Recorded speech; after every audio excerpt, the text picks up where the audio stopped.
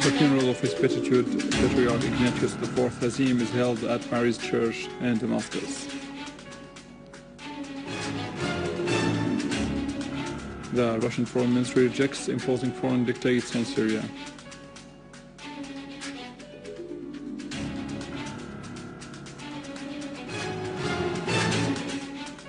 And Syrian Arab armed forces eliminate terrorists in various areas and destroy their weapons.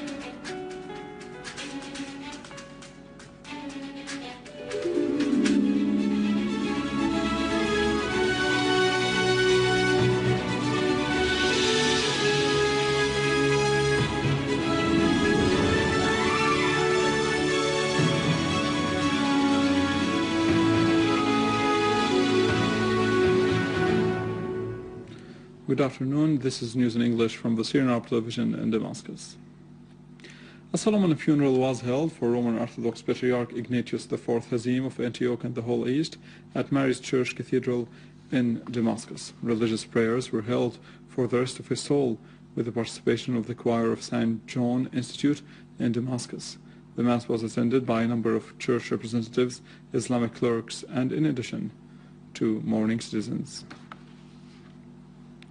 Prime Minister al-Halqi laid the cornerstone of the fifth stage of the project of youth housing in al-Dimas area.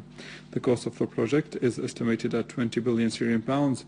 On the other hand, al-Halqi toured the project of youth housing in the suburbs of Qudsiya and reviewed the work mechanisms of the general establishment of housing.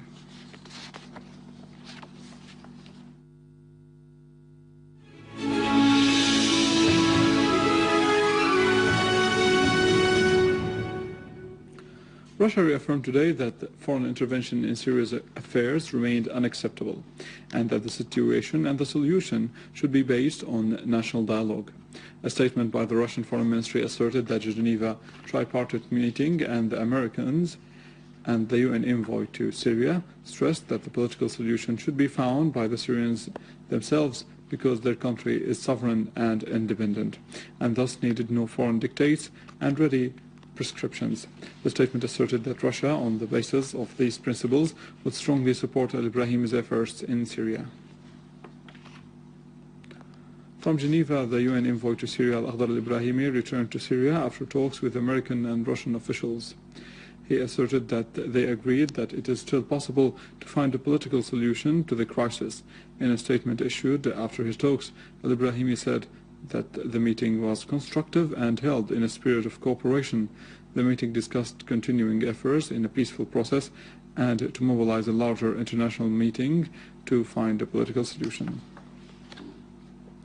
Iranian Foreign Minister Ali Akbar Salehi renewed Iran's attitude regarding the political solution to the crisis in Syria through national dialogue among the Syrians themselves.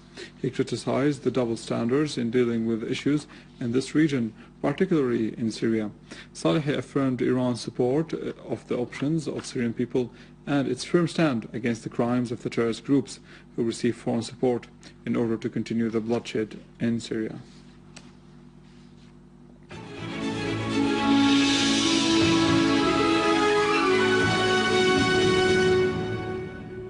In our local news, a unit of the Syrian Arab Army eliminated a number of the most dangerous terrorists who are affiliated to al-Nusra Front in the town of al-Dimas in Damascus countryside.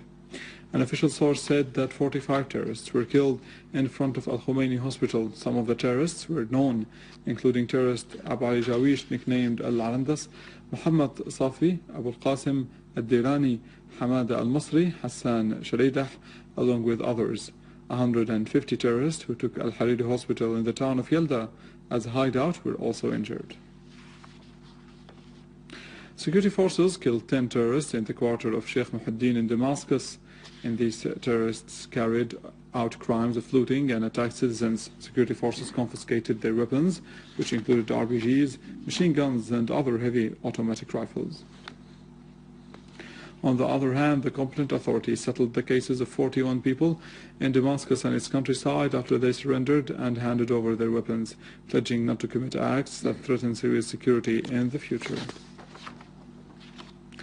In Aleppo, 5 terrorists were killed when a handmade rocket exploded while they were trying to fire it near Al-Aruba Club in Bustan al-Basha.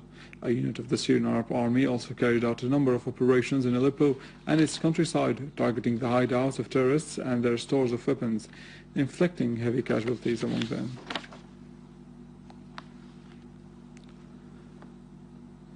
In Deir ez-Zor, units of our Syrian Arab Army clashed with terrorists affiliated to al-Nusra Front in the neighborhoods of Al-Jbeli, Al-Hamidiyya, Al-Muzzafin and Al-Hawiqa, killing and injuring many of them. Among the terrorists killed, there were 2 Saudis. A bomb blast blew up in a building where a number of terrorists were sheltered in a Jbeli neighborhood, inflicting heavy damages in their cars and motorbikes. And in Hama, military engineering units defused 10 explosive devices that were planted by the terrorists to target citizens and passers-by on the road of Asqalbiye Kafarnabuda in the governorate's countryside. An official source said that the explosives weighed between 25 and 40 kilograms and that they were all prepared to be detonated remotely.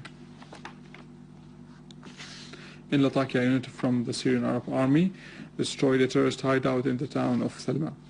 An official source said that the operation also resulted in the killing of many terrorists who were committing acts of looting and vandalism in the area. The Syrian Commission of Family Affairs, in collaboration with the respective government and civil bodies, held a training workshop of a program prepared with a national team for psychological and social support for deprived families. The workshop aims at rehabilitating them to work in all shelters with the disadvantaged people throughout the country. The workshop will last for 4 days.